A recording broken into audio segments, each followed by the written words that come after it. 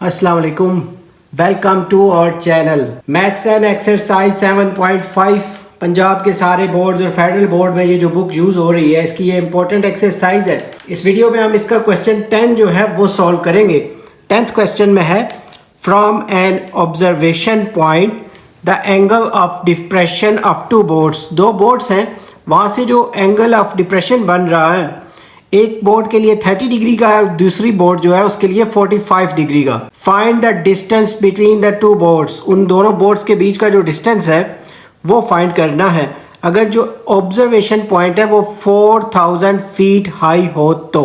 Question 10 को solve करते हैं। इसके लिए इस तरह की डायग्राम क्रिएट करनी है कि एक ये वाला पॉइंट है जहाँ पे एक बोर्ड है और एक ये वाला पॉइंट है यहाँ पे दूसरी सेकंड वाली बोर्ड है, और इसमें जो हम इस ट्राइंगल का नाम रख लेते हैं, इसके कॉर्नर्स के, इस पॉइंट का B रख लेते हैं, इस वाले कॉर्नर का C, इसका D, और ये जो अपर कॉर्नर है इसका हम नाम रख लेते हैं A।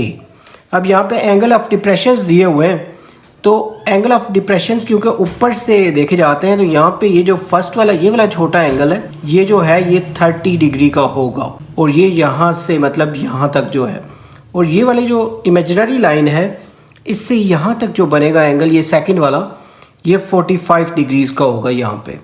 लेकिन यहाँ पे कुछ और बातें हैं, पोस्टुलेट्स हैं जो वो याद रखने हैं कि जब ये ट्रांसफ़र होते हैं एंगल, जब इस बेस वाली साइड पे, तो अल्टरनेट एंगल्स जो हैं वो, जैसे ये वाली ट्रायंगल है तो इसमें जो बड़ा वाला एंगल होगा लाइक ये वाला, ये अपनी वाली इस लाइन के क्योंकि साथ अटैच है, तो इसकी जो अल्टरनेट एंगल है वो यहाँ पे आ जाएगा 45 डिग्रीज, और ये जो दूसरा है वो इस लाइन के साथ अटैच है तो यहाँ पे आ जाएगा 30 डिग्रीज।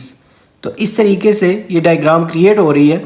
और वो ऑब्जर्वेशन पॉइंट जो है उसके बारे में लिखा था कि वो 4000 फीट हाई है, और ये जो डिस्टेंस है ये हमने फाइंड करना है, दो बोर्ड्स के बीच का डिस्टेंस। इसको हम सपोज कर लेते हैं ये x है, और ये जो C से D तक जो डिस्टेंस है इसको हम y कंसीडर कर लेते हैं। ये D है, ये वाला, ये D पॉइंट। अभी हम ये जो छोटी वाली ट्रायंगल है ACD, पहले इसको सॉल्व करते हैं। यहाँ पे लिखेंगे ट्रायंगल ACD, इसमें जो बेस है इसका ये y होगा, यहाँ पे लिख लेंगे इसका जो बेस है उसको हमने y सपोज किया हुआ है, उसका जो परपेंडिकुलर है ये है 4000 फीट्स। उसके बाद जो थीटा है इस वाली ट्रायंगल का वो 45 डिग्रीज है। तो इसमें जब tan का फार्मूला यूज़ करेंगे, tan की जो रेशो है, tan theta is equal to perpendicular over base. यहाँ पे ये जो tan है इसका थीटा 45 डिग्रीज का है, और परपेंडिकुलर जो है वो 4000 है, और बेस जो है उसकी वैल्यू हमारे पास फ़िलहाल नहीं है, हमने उसको y सपोज किया हुआ है इस छोटी ट्रायंगल में इस तरफ जो है।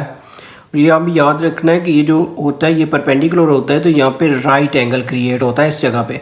अच्छा, tan 45 की वैल्यू कैलकुलेटर से फाइंड करेंगे जो कि 1 आती है, और ये जो y डिवाइड हो रहा है इसको इस तरफ ला के मल्टीप्लाई कर देंगे, तो y को इधर ले आए, यहाँ पे आ जाएगा 4000, तो y को 1 से मल्टीप्लाई करें y आ जाएगा, और यहाँ पे 4000 फीट।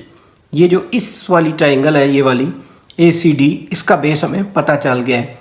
अब हम इस एज अ होल ट्रायंगल को ना, जो बड़ी ट्रायंगल है A, B और D, इसको सॉल्व करेंगे। तो यहाँ पे लिखेंगे ट्रायंगल ABD। इसमें बड़ी ट्रायंगल जो है इसमें जो बेस है वो ये पूरी लाइन होगी यहाँ से लेके यहाँ तक, तो ये जो है ये x प्लस वाई होगी। हम यहाँ लिख लेंगे x प्लस वाई, लेकिन यहाँ पे हमने y का आंसर फाइंड कर लिया है, तो y की जगह हम वो लिख लेंगे, x को एज इट इज़ लिख लेते हैं, और y की जगह आ जाएगा 4000, क्योंकि 4000 इसका आंसर आया हुआ है y का। इसी तरह जो इस बड़ी ट्रायंगल का जो परपेंडिकुलर है वो सेम ही है जो उस दूसरी वाली का था। परपेंडिकुलर जो है वो 4000 फीट है, लेकिन इसका जो एंगल है इस बड़ी ट्रायंगल का वो 30 डिग्री है, थीटा जो है वो 30 डिग्रीज। तो इसमें जब tan थीटा लगाएंगे, tan theta is equal to perpendicular over base, तो यहाँ पे जो परपेंडिकुलर है उसकी वैल्यू तो 4000 ही है, लेकिन बेस जो है ये वाली जो वैल्यू है ये है x प्लस 4000, ये लिख लेंगे x प्लस 4000।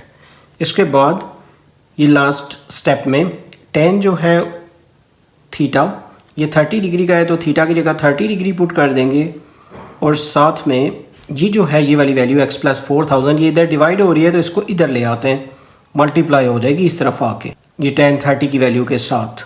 और बाकी ये जो अपर टर्म का यानी न्यूमिनेटर का 4000 है उसको एज इट इज़ लिख लेते हैं। नेक्स्ट स्टेप में tan 30 की वैल्यू फाइंड करेंगे कैलकुलेटर से, जो कि आ रही है 0.5776 और इसको मल्टीप्लाई करेंगे, ये जो है जो इसमें ब्रैकेट में हम लिखा हुआ था x प्लस 4000 और इक्वल के बाद भी है 4000।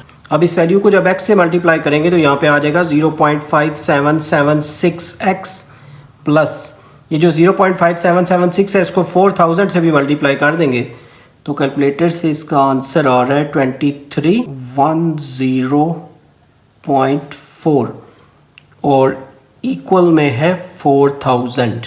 यहाँ पे अब ये जो x वाली वैल्यू है इसको तो एज इट इज़ नीचे लिख लेते हैं 0.5776x और ये वाली जो वैल्यू है 2310.4 इसको दूसरी तरफ माइनस करा देंगे। यहाँ आएगा 4000 माइनस 2310.4 0.5776x और इनको जब माइनस करेंगे दोनों को तो इनका आंसर आ रहा है माइनस होके 1689.6 और लास्ट में जब x का आंसर फाइंड करना है तो ये वैल्यू इस तरफ डिवाइड हो जाएगी, यानी 1689.6 को डिवाइड कर देंगे इस वैल्यू से 0.5776 से, तो डिवीजन के बाद कैलकुलेटर से इसका आंसर आ रहा है 2982.2 फीट्स और ये x का आंसर है, यानी जो दो बोर्ड्स के बीच का जो डिस्टेंस है वो ये होगा। यहाँ पे ये जो क्वेश्चन 10 है ये कंप्लीट हो गया है। ये एक्सरसाइज एग्जाम्स के लिए इंपॉर्टेंट है, मोस्टली यहाँ से लॉन्ग क्वेश्चन आया हुआ है। उम्मीद है आपको ये क्वेश्चन अच्छे से समझ आ रहे होंगे। अगर हमारी वीडियोस आपको पसंद आ रही है तो हमारे चैनल को सब्सक्राइब कर दें, वीडियोस को लाइक और शेयर कर दें। जल्द न्यू वीडियो में नए लेक्चर के साथ मिलेंगे। Have a nice time.